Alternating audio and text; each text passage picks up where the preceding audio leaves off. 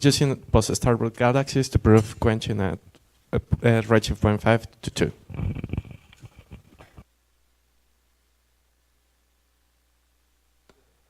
Excellent. Good? Okay. I'm not making terrible noises, so it's a good start. Okay, so so I'm Wren. I'm a graduate student at UC Berkeley, and today I'm going to be talking about post-Starbust galaxies and how we can use them to constrain quenching at kind of a variety of redshifts. And I admit I'm going to take a kind of sort of long detour into talking about the mass-size relation, but I'll come back to the post-Starbursts again more towards the end. So I want to start by reiterating that we still don't understand how galaxies make this transition from disky blue star-forming galaxies to quenched red elliptical galaxies. And one of the first things we usually do when we do galaxy evolution studies is to split the population in two and look at red galaxies versus blue galaxies in a variety of scaling relations. And there's a lot that we can learn by doing that. But if we want to specifically probe quenching, which is this transition from blue to red, we really need to look separately at transitional populations that are probably doing the quenching. And so the goal of this work is to study specifically the mass-size relation as a function of galaxy SED type. So to do that, clearly we have to start by dividing galaxies into different types of SEDs. So the sample that we're using is galaxies at redshifts 1 to 2.5 that are in both Z-Forge and candles. There's something like 4,000 galaxies. And then we're using a clustering algorithm to separate all those galaxies into different groups based on their rest frame SED shapes. And so I'll point out that we're using galaxies that are in Z-Forge specifically because the medium band filters that are included in that survey are really important to getting a good selection. And so these are the SED groups that we get out.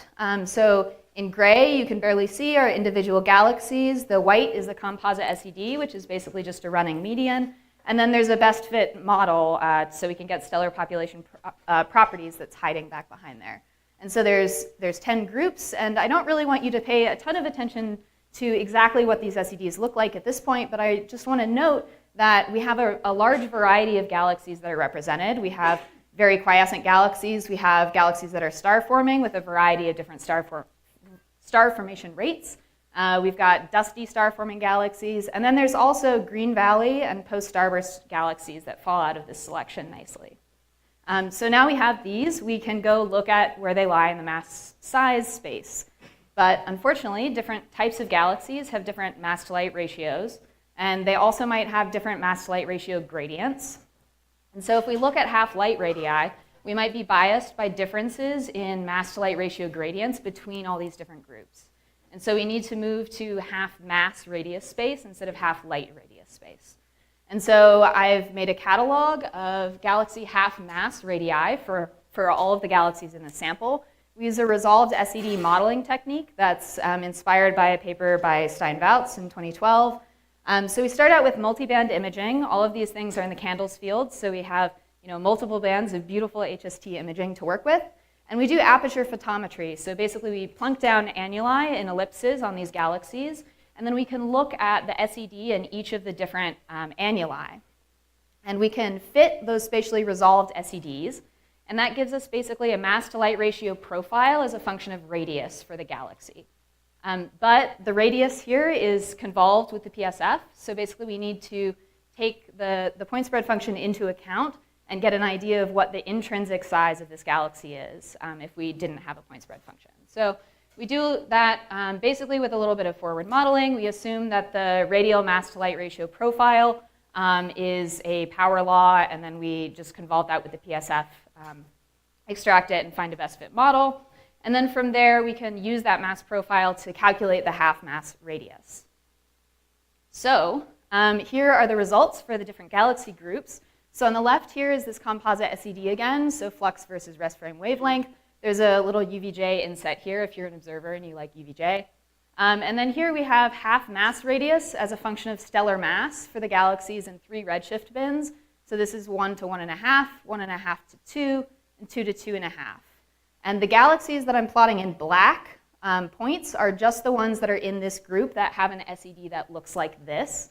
And then the blue and red contours that are in the back, they're going to stay the same as this animation plays. And it's basically just showing you what you would get if you had just done a UVJ selection into blue versus red galaxies. And so as I play this, specific star formation rate decreases, and we can see galaxies moving around in mass size space. And there's a ton that I could dissect and talk about, but for the purposes of this talk, what I want you to notice is that different types of galaxies really do lie in distinct parts of mass size space. And then also, I want you to notice that there are some groups that lie between the blue and the red relations. Like, for example, these galaxies and these galaxies. They don't lie on the blue relation or the red relation. They're somewhere in between. And so I'm going to pause and focus in on these transitional populations. So I mentioned them again at the beginning. These are the Green Valley galaxies, Post-Starbust galaxies, as we're identifying them from fits to these composite SEDs. And then here are the quiescent galaxies for comparison. So the quiescent galaxies lie exactly where you expect them to. They're on top of the red contours. The post-Starbust galaxies, so we see very clear evidence for downsizing. There's a lot of high mass post-Starbursts at high redshift that we don't see at lower redshifts. We also see that, interestingly, the post-Starburst galaxies, when we look at half mass radius, aren't actually that much smaller than quiescent galaxies, which kind of gets back to something that Po-Feng was talking about earlier this morning. But then we see at lower masses, there's a population of post-Starbust galaxies that have very large radii and appear to maybe be more consistent with the blue mass size relation. The Green Valley galaxies, on the other hand, show a somewhat opposite redshift trend. We see many more of them at low redshift than we do at high redshift. And they also occupy a different part of mass size space, whereas these are kind of consistent with red, with some up here at blue. The Green Valley galaxies are really just in the middle of these two relations. And so we wanted to kind of dig in a little bit deeper and figure out what's going on with these galaxies versus these galaxies. Why do we see them in these different spaces? And so remember I said that we calculated mass profiles for all of these galaxies. So it's very easy to go back and look at a plot that should look similar from Joanna's talk a couple days ago. This is mass in the central kiloparsec, which is basically sigma 1 plus some constant factor, versus stellar mass. And so here, again, the black points are the galaxies that are in this group that have an SED that looks like this. The blue and the red contours are all of the galaxies split by UVJ.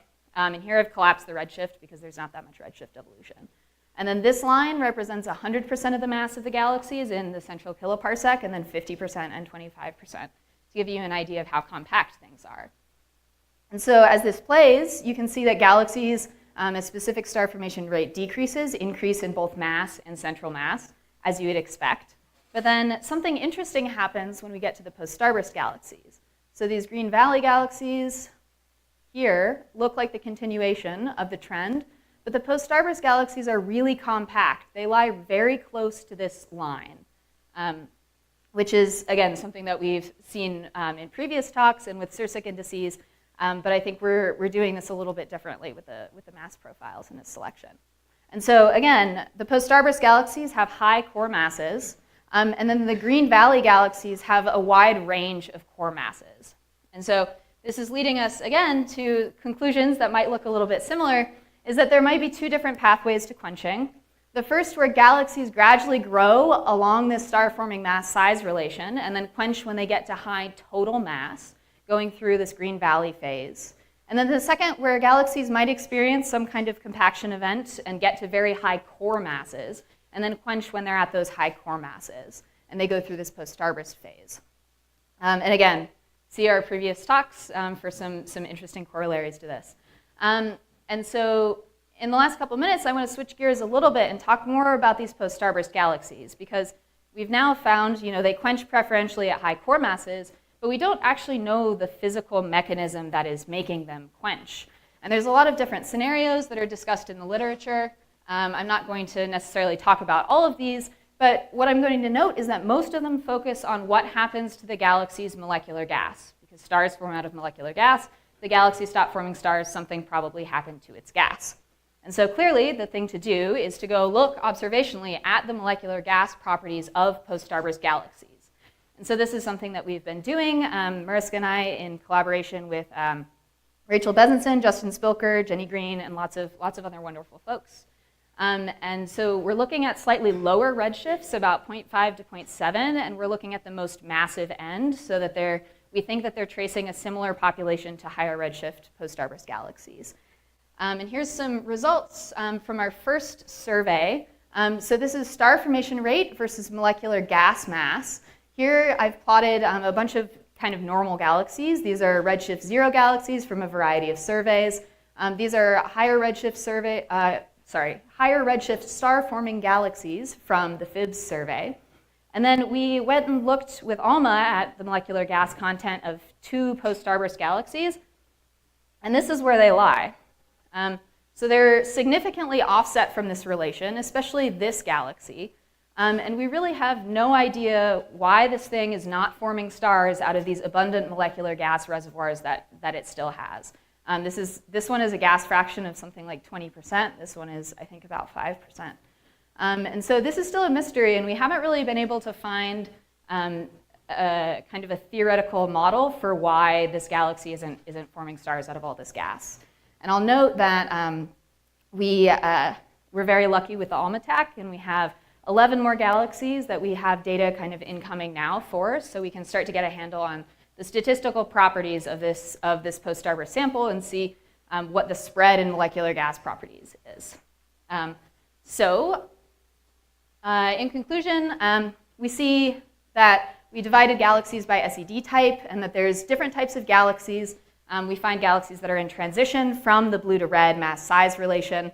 These galaxies seem like they belong to one of 2 categories: Green Valley galaxies, which are quenching slowly after growing along the mass-size relation, and then post-Starbust galaxies, which might have experienced some kind of compaction event and quench once they get to high core masses. And then lastly, the processes that quench post-Starbust galaxies are still uncertain. We have no idea why they can retain so much molecular gas, but more data is coming that will hopefully solve this mystery a little bit. So thank you so much. I'm happy to take any questions.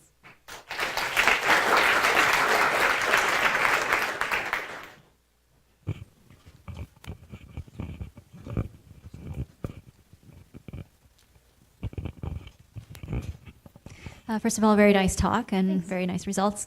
Just wanted to point out that in my 2017 paper, I found that the Green Valley galaxies that of satellites are the ones with a range of core masses, and I'm wondering, and the ones that were not satellites had only a narrow range of high core mass, and I'm wondering if you looked at all into environment issues. Yeah, I'm certainly trying to. That was an excellent section of your paper. I haven't been able to get a great handle on the environment yet, but it's something that I'm still working on. A quick question. You mentioned mass profiles, but you're talking about stellar mass profiles, not dynamical mass Yes, stellar profiles. mass. Okay. So I was actually a bit surprised why you phrased it like this. Why do they retain so much molecular gas? I mean, if you plotted molecular gas versus stellar mass, I would guess that they are severely depleted in their molecular gas relative to what they should have had at their stellar mass. Is that not true? Relative to the median relation as a function of stellar mass? No, they're significantly off from the Above or below? above. This galaxy is significantly above. Okay. So it has more molecular gas I mean, if you're comparing it, than well, average at a fixed stellar mass. well, I think it's a difficult comparison to make, right? Because all of the other galaxies that you're plotting are star forming, and this galaxy is not. So I don't think that you can really just plot stellar mass versus gas mass and not think about what the galaxy is doing with all of that gas. I might not have completely understood the question, but we should chat more after. Yeah.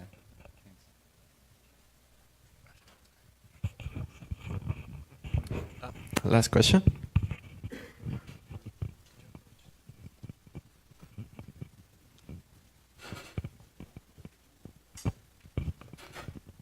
Just a very quick question. It looks like your half mass sizes that you derive are very similar to previous half-light sizes. Can you comment on that? Or Yeah, so they're somewhat similar, but there are some interesting trends. We actually find that so almost all galaxies are a little bit smaller in terms of half mass radius than half light radius, but the effect is actually much stronger for high mass galaxies.